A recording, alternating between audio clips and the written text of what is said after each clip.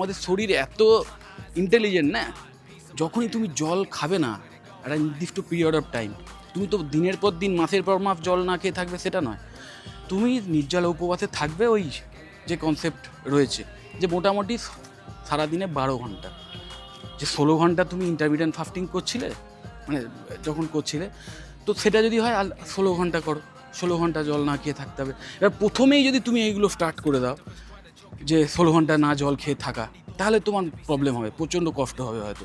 আমি বলবো ওই জন্য প্রথমে ইন্টারমিডিয়েন্ট ফাস্টিং করো, ইন্টারমিডিয়েন্ট ফাস্টিংটা যখন ইজি হয়ে যাবে তারপর ড্রাই ফাস্টিং করো। এবং ড্রাই ফাস্টিং করার সময় যে জল, সেই জল যখন খাবে না, তখন তোমার শরীরের মধ্যে যে স্টোরড ফ্যাট আছে না, সেই ফ্যাট থেকেই কিন্তু শরীর জল বানিয়ে নেবে, এবং সেটা purest form of water, purest form. মনে রাখবে আমাদের যে ফ্যাট সেল থাকে, যে ফ্যাট